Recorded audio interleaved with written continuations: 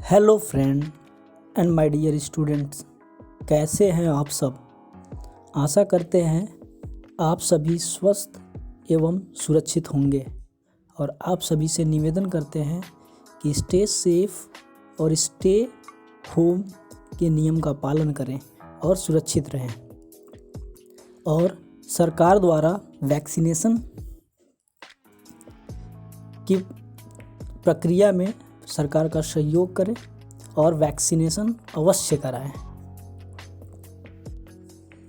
आज हम लेके आए हैं यूनिट फर्स्ट संख्या पद्धति के चैप्टर नंबर फर्स्ट वास्तविक संख्याओं का लेक्चर नंबर 1, जिसमें हम डिस्कस करेंगे यूक्लिड विभाजन प्रमेयिका और उसके अनुप्रयोग के बारे में।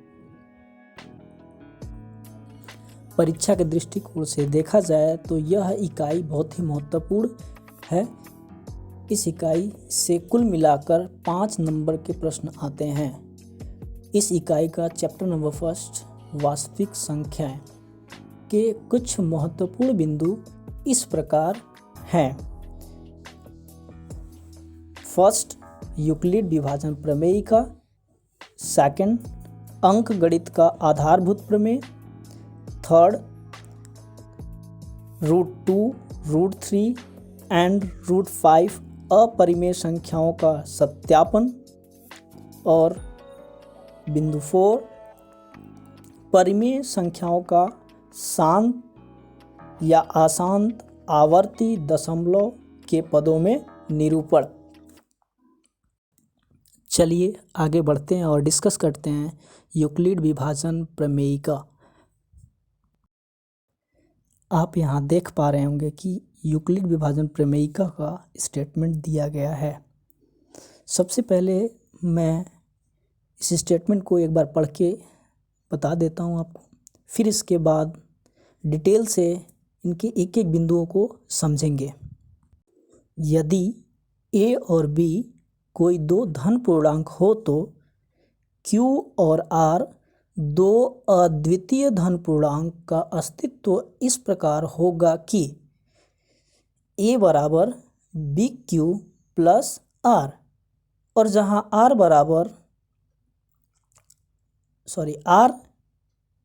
इज ग्रेटर देन और equal to 0 and less than b। Euclid विभाजन प्रमेयिका केवल धन पूर्णांकों के लिए नहीं, यह ऋण पूर्णांकों या कहे तो किसी भी वास्तविक संख्या के लिए लागू होती है। आइए नीचे दिए गए 2 महत्वपूर्ण बिंदुओं को डिस्कस कर लेते हैं।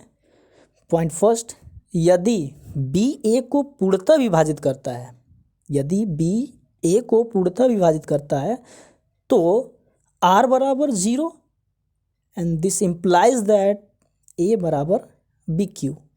यदि आपका r 0 के बराबर होता है तो यूक्लिड विभाजन प्रमेय का a बराबर bq के रूप का होगा। आगे नेक्स्ट दूसरा पॉइंट, यदि b a को पूर्णतः विभाजित नहीं करता है, यदि b a को पूर्णतः विभाजित नहीं करता है तो r का मान 0 और b के मध्य होगा। यूक्लिड विभाजन प्रमेयिका से ज़्यादा डरने की ज़रूरत नहीं है। यूक्लिड विभाजन प्रमेयिका को तो आप बचपन से ही जानते हैं, जब से आपने स्कूल जाना शुरू किया है।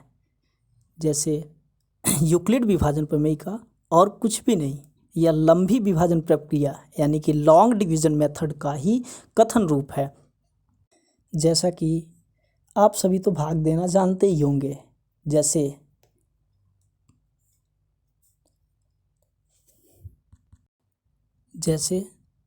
2/2 बराबर 1, 4/2 बराबर 2। तो हमारा यूक्लिड विभाजन प्रमेयिका भाग विधि के जैसा किस प्रकार होगा, चलिए आइए देखते हैं।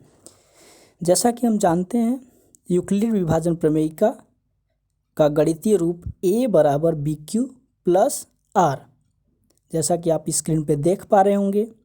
a जो कि येलो कलर का है, जिसे हम भाज्य कहते हैं। बी जो रेड कलर का है उसे हम भाजक कहेंगे। क्यू जो नीले रंग का है उसे हम भागफल कहेंगे।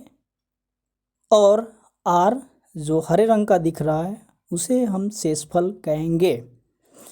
और जैसा कि हम आज तक लंबी विभाजन प्रक्रिया में देखा है और करते हुए आया है, भाजक एक ओर, भागफल दूसरी ओर, भाज्य भाजक और भागफल के मध्य तथा शेषफल नीचे होता है। और इसी को अगर कथन रूप में देखा जाए या भाज्य की गणना किया जाए तो भाज्य बराबर भाजक गुणे भागफल धन शेषफल का प्रयोग करके हम भाज्य की गणना कर सकते हैं। और इसी कथन को यूक्लिड ने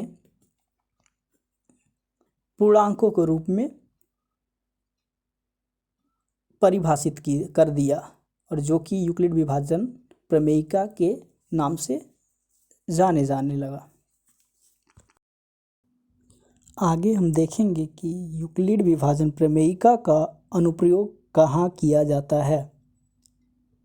तो यूक्लिड विभाजन प्रमेयिका का अनुप्रयोग संख्याओं का मस यानी कि महत्तम समापवर्त्य, जिसे अंग्रेजी में HCF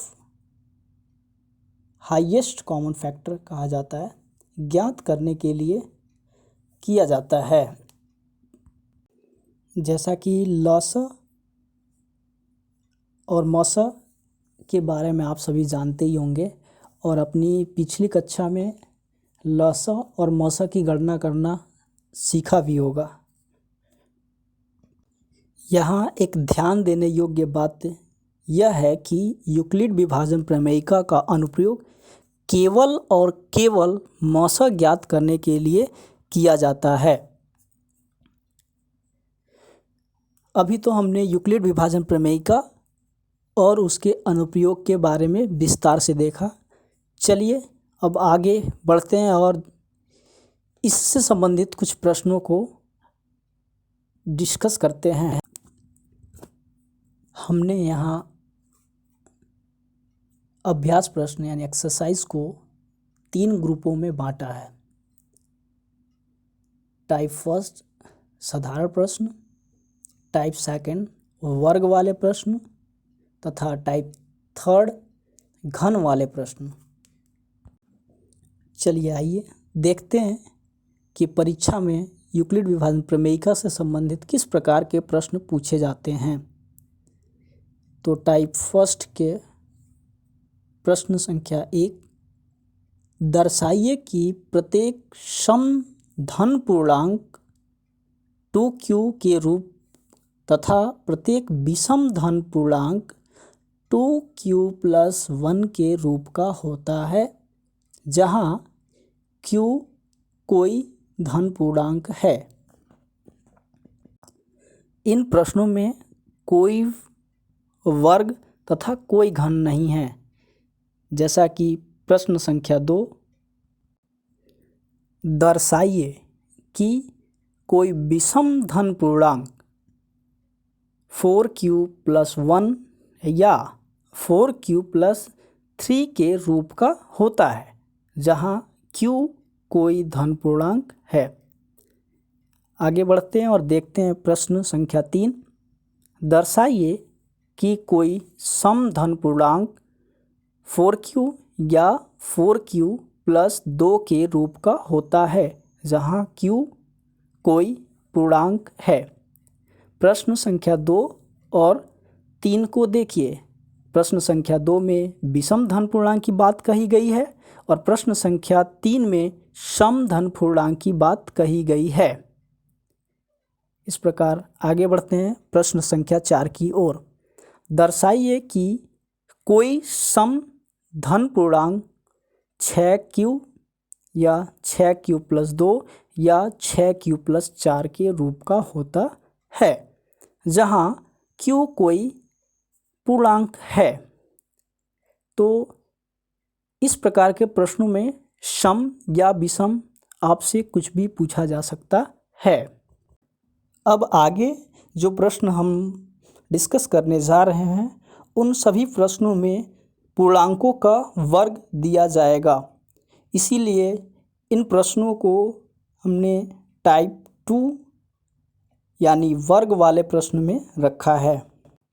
प्रश्न संख्या 5, यूक्लिड विभाजन प्रमेयिका की सहायता से सिद्ध कीजिए कि किसी धन पूर्णांक का वर्ग 3m या 3m+1 के रूप का होता है, जहाँ m कोई पूर्णांक है।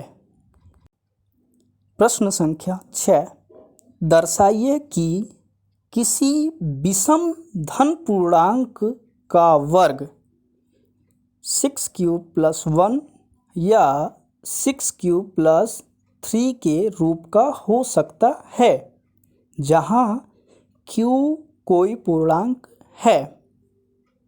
प्रश्न संख्या 7, यूक्लिड विभाजन प्रमेयिका की सहायता से सिद्ध कीजिए कि किसी विषम धन पूर्णांक का वर्ग 8m+1 के रूप का होता है, जहाँ m कोई पूर्णांक है।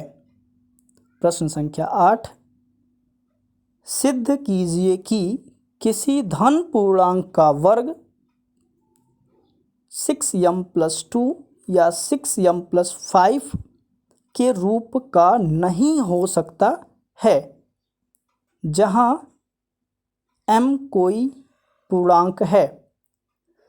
तो इन सभी प्रश्नों में आप देख सकते हैं कि यहाँ पे पूर्णांकों का वर्ग करने की बात कही गई है, जबकि टाइप फर्स्ट के साधारण प्रश्नों में कोई वर्ग की बात नहीं कही गई है। आगे प्रश्न संख्या 9 और 10 को टाइप 3 वाले